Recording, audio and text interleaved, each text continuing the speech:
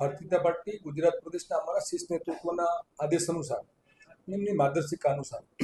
ગઈકાલે અને આજે એટલે કે ઝોન 1 જ્યાં આપણે અત્રે કાર્યાલય મધ્યે બિરાજમાન છીએ ત્યાં 6 મંડળો એટલે કે રાજકોટ, લોધિકા, કોટડા, પડતરી, જસદણ અને વિછિયા આ મંડળોના જિલ્લા પંચાયત અને તાલુકા પંચાયતના સંભવિત ઉમેદવારોની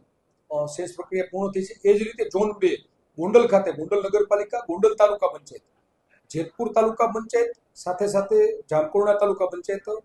ઉપલેટા અને ધોરાજી તાલુકા પંચાયત આમ એ અને એમની જિલ્લા પંચાયત, નગરપાલિકા અને તાલુકા પંચાયત આમ કરીને 36 જિલ્લા પંચાયત, 202 તાલુકા પંચાયત અને ગોંડલ નગરપાલિકાની 44 જે સીટો છે એના સંભવિત ઉમેદવારો અને મારા પાર્ટીના કર્મઠ કાર્યકર્તાઓ જે બુથ સુધી કામ કરતા આગેવાનો છે એમની શેષ પ્રક્રિયા પૂર્ણ થઈ છે અને જે આજે રાજકોટ મધ્યનું જે અમારું આજનું ઝોન 1 છે એ પણ શેષ પ્રક્રિયા આજે પૂર્ણ થવાની છે। કેટલા દાવેદારો અત્યારે આવ્યા છે અને કઈ રીતનો માહોલ છે? અંદાજિત જોઈએ તો બંને ઝોનમાં મળી અને 1500ની આસપાસનો કુલ આંકડો છે અને એક સીટમાં એવરેજ 7 થી 8 દાવેદારો છે દાવેદારી કરી રહ્યા છે।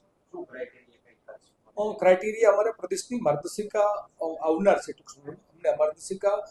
મળે એટલે એ પછી જ અંદાજ આવશે કે ભાઈ અમારો ક્રાઇટેરિયા અને કઈ રીતે છે। પણ આમ જોઈએ તો અમારા બુથ સુધીના કામ કરતા કર્મઠ કાર્યકર્તાઓ છે એમને જો વધારે એમની દાવેદારી જોવા મળી રહી છે। વધારે યુવાનો અને ખાસ કરીને ડોક્ટરો, વકીલો આવા પણ ઘણા દાવેદારો મારી વચ્ચે આ 2 દિવસ દરમિયાન જોવા મળ્યા છે, એમની દાવેદારી કરી છે।